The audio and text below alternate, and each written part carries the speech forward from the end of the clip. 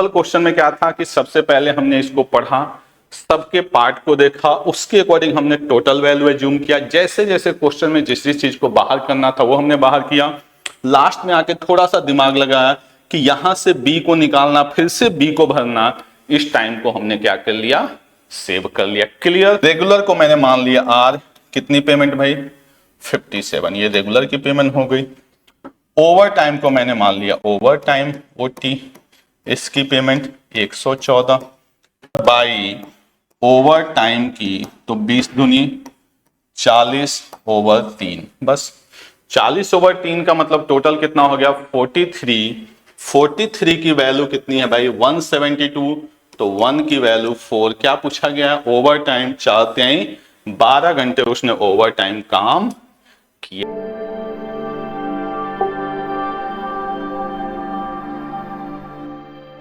Good morning to all of you. आप सभी लोगों को मेरा प्यार भरा नमस्कार। मैं जितेश आप सब लोग का स्वागत करता हूं आपके अपने YouTube चैनल अध्ययन कैंपस पे। आज जो हम लोग जिस क्लास की शुरुआत करने वाले हैं, जिसमें बड़े सारे चैप्टर्स को हम लोग करेंगे, ये स्पेशली उन बच्चों के लिए हैं जिनको कहीं ना कहीं लगता है कि आरआरबी का पेपर देने के बाद वो शायद उनका प्री क्या हो जाए, क्वालिफाई हो जाए, मतलब प्री उनका क्लियर हो जाए और उनको मेंस की तैयारी के लिए एक अच्छा मौका मिल जाए। मतलब जो भी बच्चा ये अनुभव कर पा रहा है कि हाँ मेरा प्री ठीक ठाक हुआ है, उसको कहीं ना कहीं अभी से मेंस लेवल की तैयारी शुरू करनी चाहिए। अगर मैं मेंस में मैथ्स की बात करूं तो उसका लेवल बहुत ही स्टैंडर्ड लेवल पे आता है, आप उसको प्री से कंपेयर नहीं कर सकते। प्री में जहां आप देखते हैं कि आप 35 में से 40 में से 30 प्लस क्वेश्चन कर जाते हैं, वहां मेंस में आपको 4 से 5 क्वेश्चन करने में हालत खराब होती है। उसमें भी बेसिकली जो अर्थमेटिक के चैप्टर है ना, सबसे पहले हमें उन्हीं पे फोकस करना चाहिए। क्यों?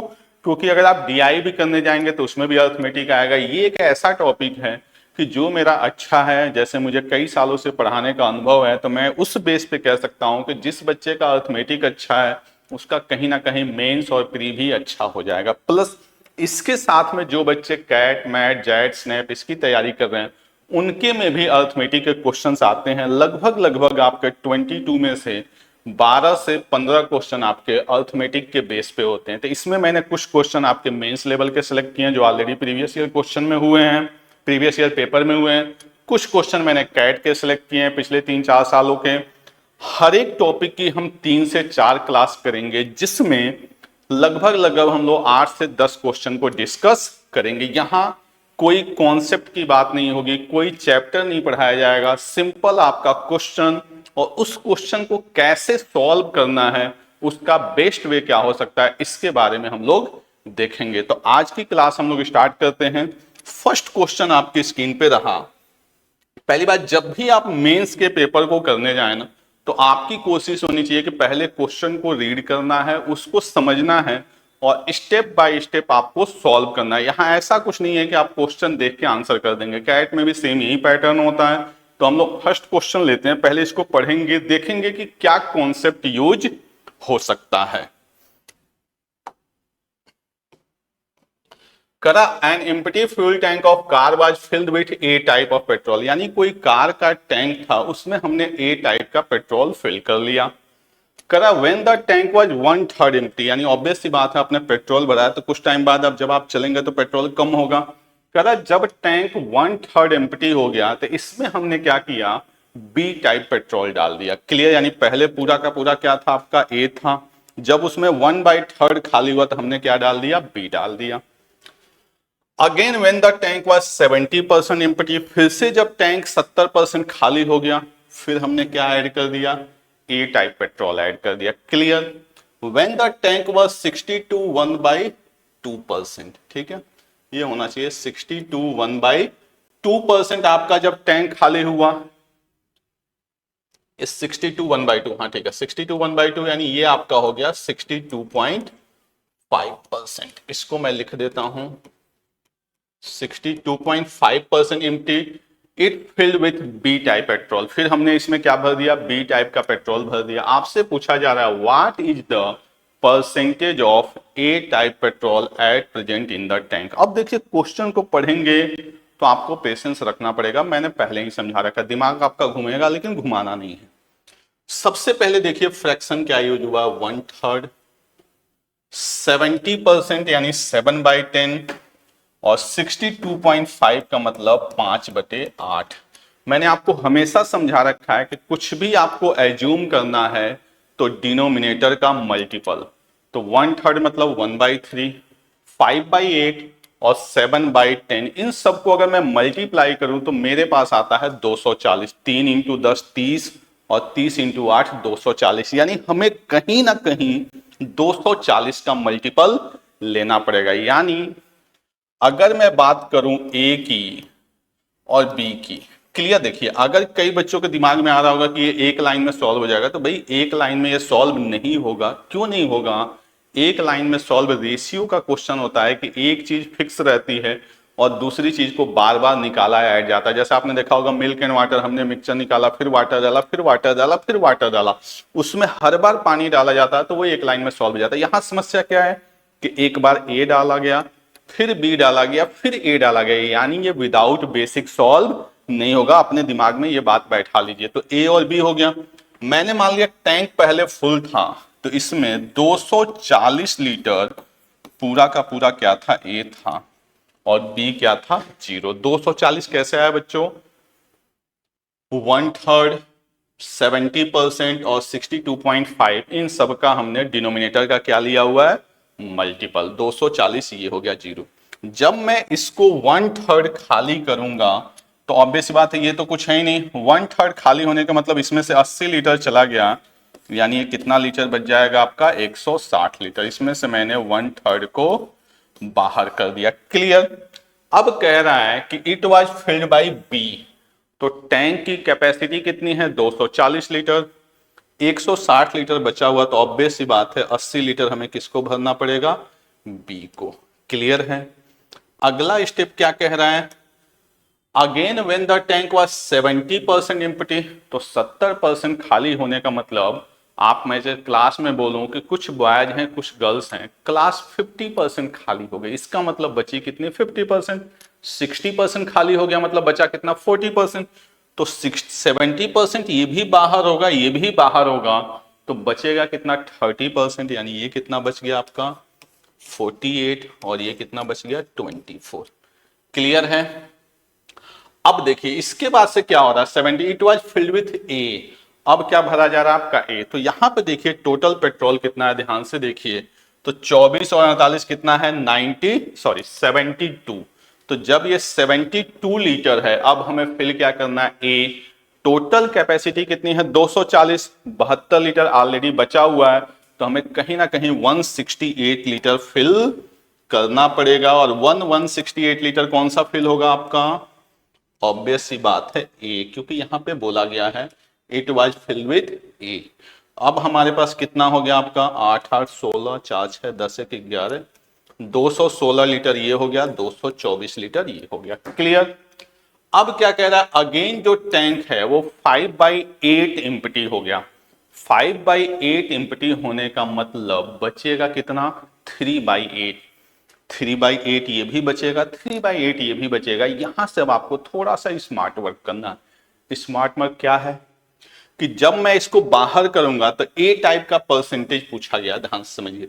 तो ए था कितना? 216। खाली कितना होगा? 5/8। तो बचेगा कितना? 3/8।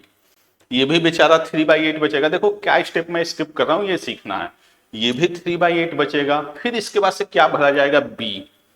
ए तो यही रह जाएगा ना, तो आपको इसको 3/8 बना के फिर इसमें भरने की जरूरत नहीं, क्योंकि क्वेश्चन में क्या पूछा गया है? What is the percentage of A type petrol in present. तो 216 इंटू 3/8 ये ए हो गया आउट ऑफ 240, क्योंकि जैसे ही हम बी को भरेंगे पूरा का पूरा टैंक भर जाएगा। इसको बस सॉल्व कर लेना है। 8 दूनी 16, 8 सत्ते 56, 3 अट्ठे 24 इंटू 100, 5 4 27 पंजे 135/4, 4 तेई 12, 1 5 4 तेई 12, 3 3, 33.75% क्या हो जाएगा आपका? ए टाइप ऑफ पेट्रोल। क्लियर? तो आई होप आपको यह क्वेश्चन समझ में आया होगा। बहुत ही बेहतरीन क्वेश्चन था आपके कॉन्सेप्ट को क्लियर करने के लिए। क्लियर है सबको? चलिए समझ में आ गई बात। सिंपल क्वेश्चन में क्या था कि सबसे पहले हमने इसको पढ़ा, सबके पार्ट को देखा, उसके अकॉर्डिंग हमने टोटल वैल्यू एज्यूम किया, जैसे जैसे क्वेश्चन में जिस जिस चीज को बाहर करना था वो हमने बाहर किया। लास्ट में आके थोड़ा सा दिमाग लगाया कि यहां से बी को निकालना, फिर से बी को भरना, इस टाइम को हमने क्या कर लिया, सेव कर लिया। क्लियर। चलिए अगले प्रश्न पे आते हैं। देखिए यहां पे मैंने पहले बताया कि यहां पे सिर्फ और सिर्फ क्वेश्चन हम करेंगे मेंस लेवल के, या कह सकते हैं एसबीआई पीओ के प्री में शायद ऐसा क्वेश्चन पूछा जा सके। तो ये क्लास उन्हीं बच्चों के काम आएगी जिनका बेसिक्स क्लियर है। जिनका बेसिक्स नहीं क्लियर है उनके लिए यूट्यूब पे मैंने ऑलरेडी बड़े सारे वीडियोज बना चुके हैं, तो आप वहां से पहले बेसिक को क्लियर करें फिर इधर आए, अदरवाइज आपका टाइम क्या होगा, वेस्ट होगा। क्लियर। अगला प्रश्न लेते हैं।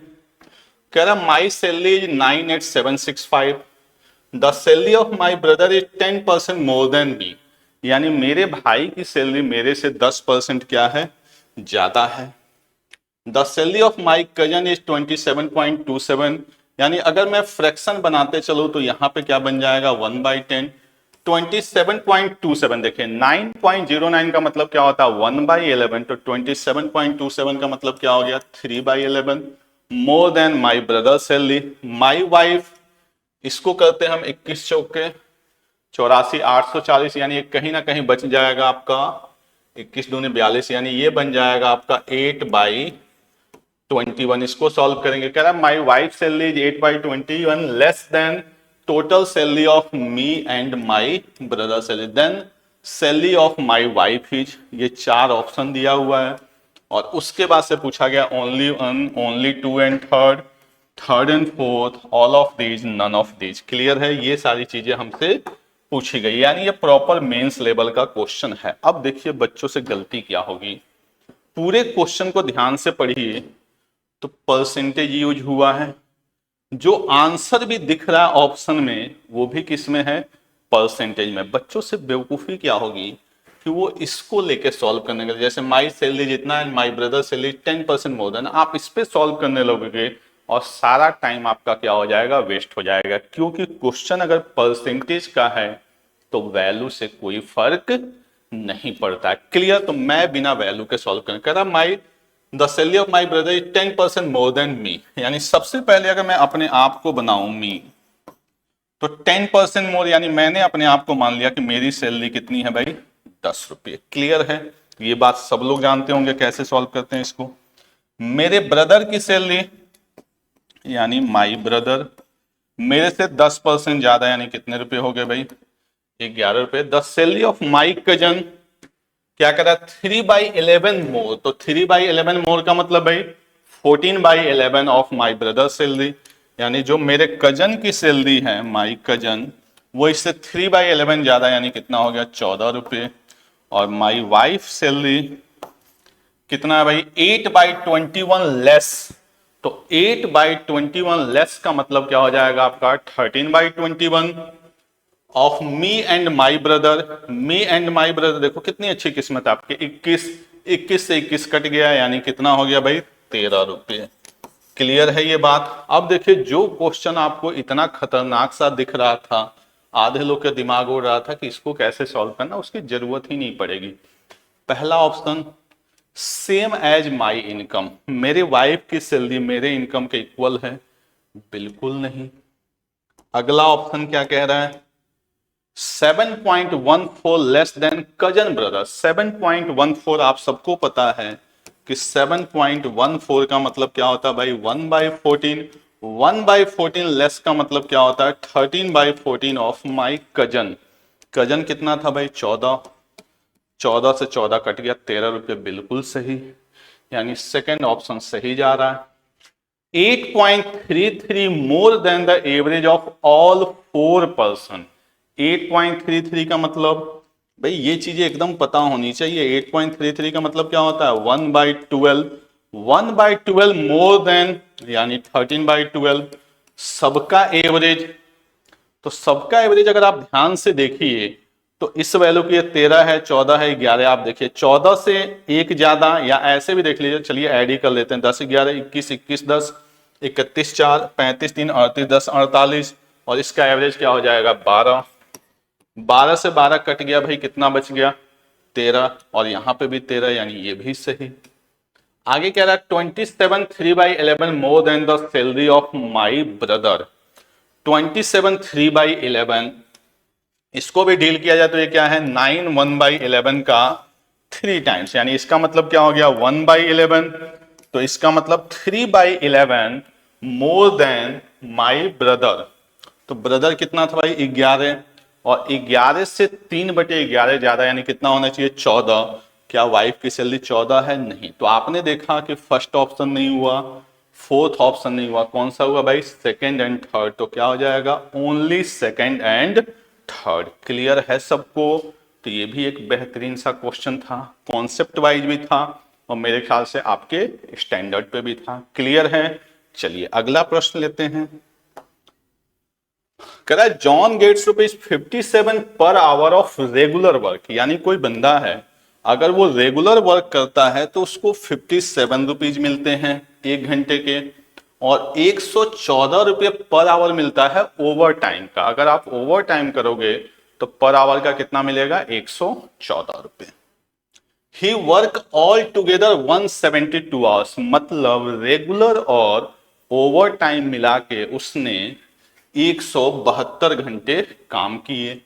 And his income from over time, over time की जो इनकम है वो 15% फ्रॉम अ रेगुलर वर्क, यानी ओवर टाइम को जो इनकम है वो रेगुलर वर्क का क्या है 15% है। आपसे बताना है कितने घंटे उसने ओवर टाइम काम किया। एकदम बच्चों वाला क्वेश्चन है, कैसे डील करते हैं। रेगुलर को मैंने मान लिया आर, कितनी पेमेंट भाई 57, ये रेगुलर की पेमेंट हो गई। ओवर टाइम को मैंने मान लिया ओवर टाइम ओटी, इसकी पेमेंट 114। कह रहा है जो ओवर टाइम की पेमेंट है, इक्वेशन पे नहीं जाना, आप क्या करने लगोगे regular x over time 172 minus x. भाई जब तक आप एक्स वाई खेलोगे ना तब तक क्वेश्चन कहीं और पहुंच जाएगा।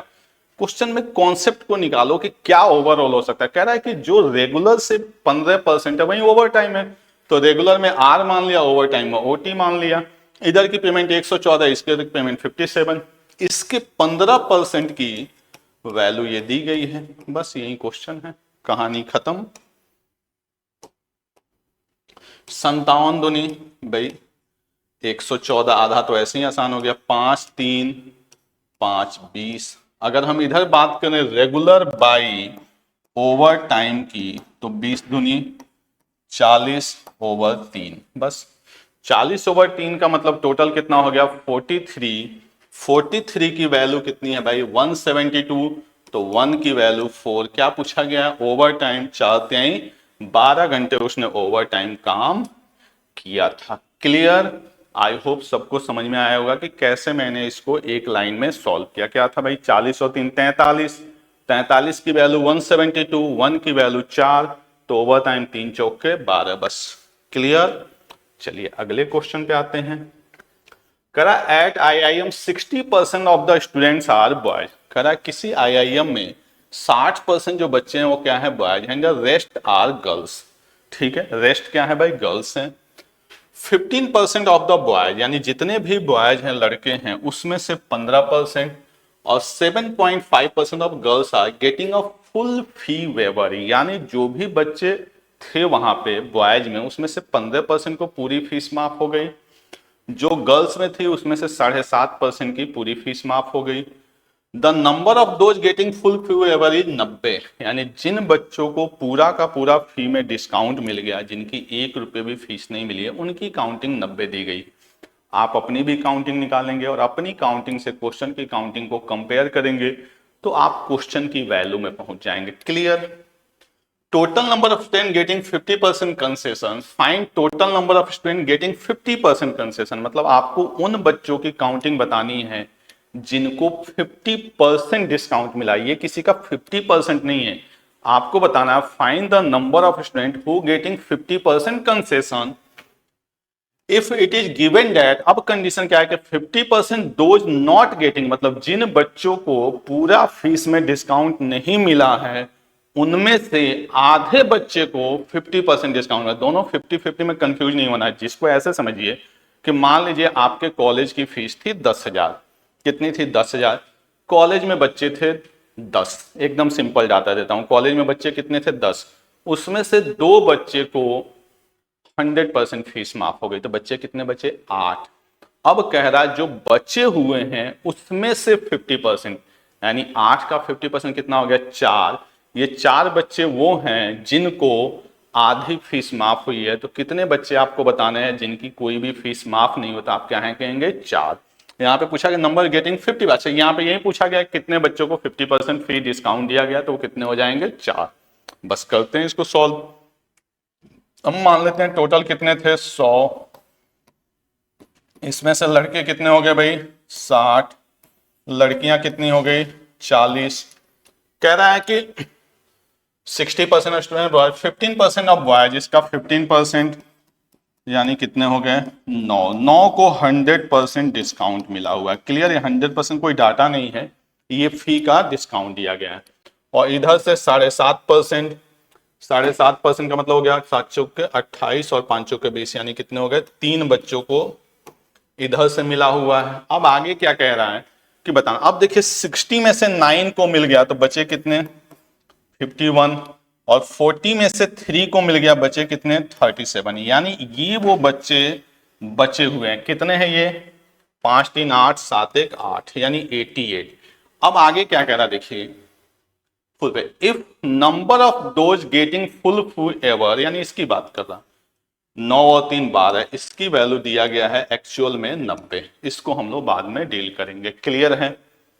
Number of student getting 50% concession if it is given that 50% of those not getting, इसकी बात कर रहा है full fee waiver are eligible, मतलब इसमें से आधे को एलिजिबल हैं 50% डिस्काउंट के लिए, यानी कितने हो गए भाई 44। इसी की वैल्यू आपको बतानी है। क्लियर। तो अब देखो 44 की वैल्यू हर हाल में 11 का मल्टीपल आएगा। 11 का मल्टीपल ये भी नहीं है, ये भी नहीं है, ये भी नहीं है, तो हर हाल में आंसर क्या होगा 330। बाकी सॉल्व करते हैं। 12 की वैल्यू 90, तो 1 की वैल्यू 90/12, अपने को किसकी चाहिए 44 की। 4 11 4 3 3 30 11 33, यानी टोटल बच्चे कितने हैं वो 330 हैं जिनको 50% डिस्काउंट मिला हुआ है। क्लियर। चलिए, करा Meena score 40% in an examination. Meena जो है वो किसी एग्जाम में कितना स्कोर की भाई 40%। ठीक है, आगे क्या कह रहा है, एंड आफ्टर रिव्यू, रिव्यू के बाद जब उसकी कॉपी रीचेक हुई, even though her score is increase by 50%, increase by 50% मतलब उसका स्कोर इंक्रीज बाय 40%। देखो यहाँ पे समझना है थोड़ा सा लैंग्वेज को, उसने 40% स्कोर किया और 50% उसका स्कोर बढ़ा है। परसेंटेज को 50% मत बढ़ा देना, आपसे जल्दीबाजी में गलती क्या होगी, अच्छा उसको 40% मिल रहे थे 50% बढ़ा दे 90% मिल गए। नहीं भाई, जो मार्क्स मिला था वो 50% बढ़ा। अगर उसको 40 नंबर बढ़े होंगे तो आफ्टर रिव्यू कितना हो जाएंगे 60 नंबर। क्लियर। सी फेल्स बाय 35 मार्क्स, फिर भी वो 35 नंबर से क्या हो जा रही है फेल हो जा रही है। करा इफ हर पोस्ट रिव्यू, फिर से उसने रिव्यू डाला, review score is increase by 20%। 20% फिर मैंने बताया, जैसे मैंने आपको समझाया कि पहले 40 था, 40 का 50% यानी 60 पे बढ़े, फिर इसका 20% बढ़ा यानी 72 पे वो पहुंची है। उस कंडीशन में उसको 7 नंबर ज्यादा मिल गए किससे, पासिंग से। आपको बताना है the percentage score needed for passing the examination. अब हम इसको कैसे करेंगे, मैं मान लूंगा कि मैक्सिमम मार्क्स जो था वो क्या था 100 था। सबसे पहले उसको 40% मिला, यानी कितने मार्क्स मिले भाई 40 मार्क्स। क्लियर। फर्स्ट रिव्यू के बाद उसके मार्क्स 50% बढ़ गए, 50% बढ़ने का मतलब वो कहां पे पहुंच गई 60 पे। ठीक है। करा सी फेल्स बाई 35, यानी अगर उसको 60 नंबर मिल रहे हैं, आपको कंफ्यूजन ना हो इसके लिए मैं एक्स लगा देता हूं। ठीक है, वैसे भी आपका फेवरेट है। ठीक है, 60x लगा देता हूं क्योंकि दो दो बार बात है। ठीक है, इस कंडीशन में वो पासिंग से, मान लो पासिंग यहां पे कहीं था, उससे वो 35 मार्क्स क्या थी भाई पीछे थी। क्लियर। ठीक है, 35 मार्क्स वो क्या थी पीछे थी। कह रहा इफ हर पोस्ट रिव्यू, फिर से उसने रिव्यू डाला कि नहीं भाई मैं फेल नहीं हो सकती, उसको अपने आप पे भरोसा था जैसा आपको है। उसके मार्क्स फिर से 20% बढ़ गए। 20% बढ़ने का मतलब 12 छक्के 72x। क्लियर। अब वो पासिंग से 7 नंबर आगे निकल गई। पासिंग से कितने नंबर आगे निकल गई? 7 नंबर। कह रहा then percentage score needed for passing the examination. देखो एक तो ये है कि आप करें 60x पासिंग माइनस, ऐसे कर लें passing minus 35 equal to 60x, फिर वहां से करें 72x, 7 यहां हो जाएगा। दूसरा मैं कहता हूं कि थोड़ा सा दिमाग लगाते हैं। थोड़ा सा दिमाग कैसे लगाते हैं? यहां से यहां तक जो वैल्यू है वो 12x है। देखो ध्यान से, यहां से यहां तक 12x, उसी को दो पार्ट में बांटना। अगर मैं इसको मिनिमाइज कर लूं तो ये 1 और 5 कितने हो गए? 6। 6 की वैल्यू 12 तो 1 की वैल्यू 2, यानी यहां पे कितना रहा होगा? 2x। तो 72 माइनस 2x यानी पासिंग कितना था भाई? 70x। जिसको इधर नहीं पसंद आ रहा है, 1 की वैल्यू 2x तो 5 की वैल्यू 10x, 60 और 10x कितना हो गया? 70x। यानी 100x में से 70x आपको चाहिए पास होने के लिए। इसका मतलब पासिंग परसेंटेज कितना है मेरे भाई? 70%। क्लियर। तो एकदम खूबसूरत सा क्वेश्चन, खूबसूरत तरीके से। चलें आगे नेक्स्ट क्वेश्चन पे। करा 2 एल्कोहल सोल्यूशन, ठीक है वैसे तो पीना नहीं चाहिए, ठीक है। क्या दिया हुआ? 2 alcohol solutions A and B are mix, but question है तो मिक्स करते हैं। A are B mix in the proportion 1:3 volume, यानी दो थे, एक ए था और एक कौन था? बी था। इनको हमने 1:3 में मिला दिया बाय वॉल्यूम, मतलब वॉल्यूम के हिसाब से, ठीक है। करा the volume of the mixture is then double by adding solution A. अब यहीं पे बच्चा पढ़ता है ना तो कंफ्यूज हो जाता है। Such that the resulting mixture है 72% एल्कोहल। समझ में आ रहा है? देखो एक सोल्यूशन ए था, एक सोल्यूशन क्या था? बी था। इनको मिलाया और कह रहा है कि जितना ये वॉल्यूम था उसको मैंने डबल कर दिया ए को मिला के। बस इस लाइन को अगर आपने पकड़ लिया तो क्वेश्चन का काम तमाम। कह रहा है जब इनको मैं मिला रहा हूं तो 70 मिक्सचर में 72% एल्कोहल बन जा रहा है। कह रहा अगर सोल्यूशन ए में 60% एल्कोहल है तो सोल्यूशन बी में कितना परसेंट एल्कोहल होगा? कैसे डील करेंगे? 1 और 3 वॉल्यूम कितना हो गया? 4। इतना ही वॉल्यूम ए का मिला दिया गया। बस सिर्फ सोच का गेम है, बाकी कुछ भी नहीं है भाई। 1 और 3 वॉल्यूम कितने थे? 4। मन करे तो वेरिएबल लगा लीजिए, मन करे ना लगाइए। तो ए का टोटल वॉल्यूम कितना हो गया? 5 यूनिट। बी का कितना हो गया? 3 यूनिट। कहानी खत्म। इन दोनों को मिला के जो सोल्यूशन बनाया गया उसमें कितना है एल्कोहल? 72%। ए में एल्कोहल 60%। एलिगेशन आप सब लोग को आता है, कितना आ गया भाई? 12। 3 की वैल्यू 12, 1 की वैल्यू 4, 5 की वैल्यू 20, 72 20 92%। क्लियर। तो बस एक छोटा सा पॉइंट समझना था और बेहतरीन तरीके से इस क्वेश्चन को सॉल्व कर लेना था। आई होप आपको वीडियो पसंद आ रहा होगा, आपको लग भी रहा होगा कि हाँ यार इस टाइप के क्वेश्चन मेंस में पूछे जा सकते हैं। अगर आपको मेरा पढ़ाना पसंद आ रहा हो तो प्लीज एक लाइक तो बनता है, ताकि मैं आपके लिए आगे वीडियो बना सकूं, क्योंकि मुझे कोशिश करना है कि आपके लिए मैं मिनिमम आपके पेपर से पहले 30 से 40 लेक्चर्स का वीडियो बनाऊं, जिसमें सारे के सारे अर्थमेटिक के बेहतरीन क्वेश्चंस करा दूं और आप इस टाइप के क्वेश्चन की प्रैक्टिस करके जाएं। ठीक है। कह रहा है identical chocolate pieces are sold in boxes of 2 size. ठीक है।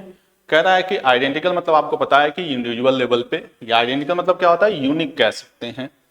इन बॉक्सेस ऑफ 2 साइज, 2 साइज में बेचे जा रही है। एक साइज आपका क्या है? स्मॉल, और एक क्या है आपका? Large.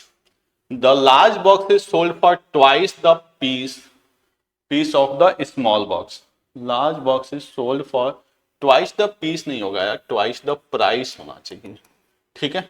Twice the price of small box if the selling price per gram of chocolates in the large box is 12% less than that in the small box। अब देखो यहां पे कह रहा है कि जो selling price per gram of chocolate है लार्ज बॉक्स में, वो क्या है 12% less than that in the small box, then the percentage by which the weight of chocolate in the large box exceed that in the small box is nearest to, यानी value आपको निकालनी है approximate, exact value नहीं निकलेगी। Question को एक बार और पढ़ते हैं। करा दो बॉक्स हैं, एक हमने ले लिया स्मॉल, एक ले लिया लार्ज, ठीक है। The large box is sold for twice the price of the small box, यानी अगर मैं प्राइस की बात करूं तो इसका प्राइस अगर 100 रुपये होगा तो इसका प्राइस क्या होगा भाई 200 रुपये। कह रहा the large box is sold for twice the price of small box, यानी अगर ये 100 रुपये होगा तो ये क्या होगा 200 रुपये। If the selling price per gram of chocolate in the large box, अब करा सेलिंग प्राइस पर ग्राम, यानी इसमें मुझे क्वांटिटी का कुछ अता पता नहीं है। जैसे नॉर्मली आप देखते हैं कि दो तरह के बॉक्स हैं, एक छोटे और एक बड़े, तो कहीं ना कहीं जितना बड़ा हम साइज लेते हैं उतना हमें क्या होता है बेनिफिट होता है। आपने नॉर्मली ये डेली लाइफ में एनालिसिस किया होगा कि अगर साइज डबल होता है तो कहीं ना कहीं प्राइस क्या होता है थोड़ा सा कम होता है, और अगर प्राइस डबल होता है जैसा इस क्वेश्चन में है, ये थोड़ा सा कम केस वाला है, अगर प्राइस डबल होता है तो कहीं ना कहीं क्वांटिटी क्या होगी ज्यादा होगी। तो हमने मान लिया कि जो इसमें क्वांटिटी है, इसमें क्वांटिटी मैंने S मान लिया और इसमें क्वांटिटी मैंने L मान लिया। तो अब बताइए अगर मैं बात करूं पर ग्राम की, तो आपको पता है कि अगर आपसे रेट पूछा जाए, मान लीजिए किसी डब्बे का रेट 100 रुपये है और उसमें 5 केजी सामान है, मैं पूछूं पर केजी का रेट क्या था, आप बोलेंगे 100/5, तो यहाँ पे पर ग्राम रेट क्या हो जाएगा 100/S, और यहाँ पे 200/L। यहां तक आई थिंक सारे बच्चों को क्लियर हो रहा होगा, ठीक है। अब क्या कह रहा है, पर ग्राम प्राइस बन गया। कह रहा है कि जो लार्ज बॉक्स है is 12% less than that in small box, यानी ये जो लार्ज बॉक्स है इससे 12% कम है, यानी 12% कम का मतलब 88%। बस कहानी खत्म, 100 से 100 गया। लार्ज बाई स्मॉल अगर मैं लिखूं तो 200/88, यानी 4 से काट देते हैं 50/22। क्लियर। क्वेश्चन क्या कह रहा है, large box exceed that the small box, large box, इसको और छोटा करते हैं, क्यों इतनी मेहनत करना, कह रहा है ये इससे कितना ज्यादा है। क्लियर है। तो आप देखिए इससे कितना ज्यादा है भाई 14/11 इंटू 100। इसको भी कैसे आसानी से निपटाना है, 11/11 का मतलब तो 100 हो गया, और आपको क्या चाहिए 3/11, 1/11 की वैल्यू क्या होती है 9.09, तो 3/11 की वैल्यू 27.27, यानी 100 तो पहले था और 27.27 यानी क्या हो जाएगा आपका 127। क्लियर है ये सबको। चलिए समझ में आई बात। आई होप एक बहुत अच्छा क्वेश्चन था, कॉन्सेप्ट बेस, और मुझे लगता है कि आपको समझ में आ गया होगा। तो हम लोग नेक्स्ट क्वेश्चन पे चलते हैं। करा the salary of the 3 friends, 3 मित्र हैं, सीता, गीता एंड मीता। क्या बात है भाई, 3 दोस्त हैं, सीता, मीता एंड गीता। इनकी सैलरी का रेशियो दिया गया है 5, 6, 7। In the first year they get salary hike in 20%, 25% और 20%, ठीक है, respectively. In the second year Sita and Meeta get salary hikes of 40% and 25%, and the salary of Geeta becomes equal to the mean salary of the 3 friends. बस ठीक है, करते हैं इसको। सीता, गीता, मीता, ठीक है। इनकी इनिशियल सैलरी कितनी है भाई 5, तो 50 बना लेता हूं मैं, ये 60, ताकि परसेंटेज में ज्यादा कष्ट न हो। क्लियर है। करा फर्स्ट ईयर इनकी जो सैलरी है 20%, यानी 50 से कितना हो गया भाई 60। सीता के बाद गीता 25%, यानी कितना हो गया 75। और 20% यानी 84। ठीक है, सेकेंड ईयर क्या कह रहा है भाई?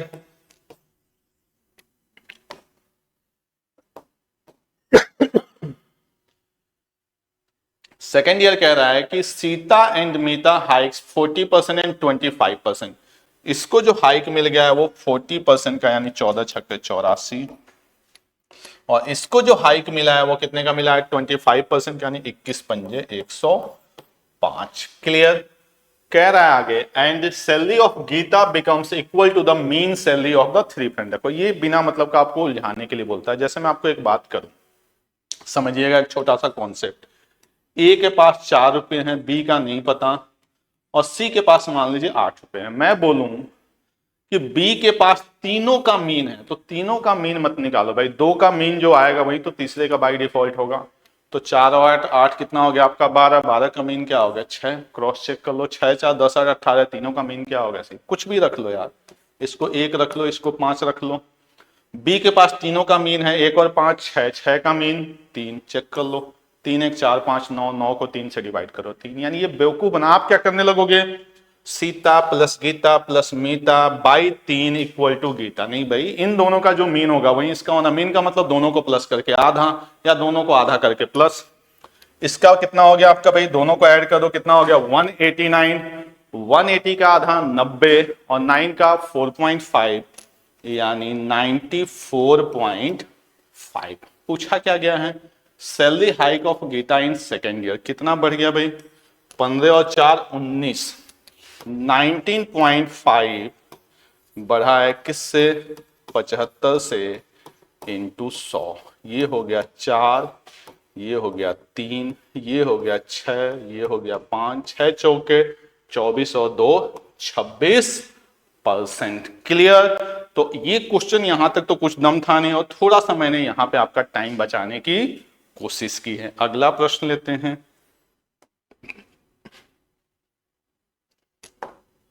क्या कह रहा है question? Anil, Bobby and Chintu jointly invest in a business and agree to share the overall profit in proportion of their investment। वैसे ये क्वेश्चन परसेंटेज का भी कह सकते हैं और पार्टनरशिप का भी कह सकते हैं। हम लोग परसेंटेज में सॉल्व करते हैं। अनिल शेयर ऑफ इन्वेस्टमेंट, यानी 3 बंदे हैं, अनिल, बॉबी एंड चिंटू।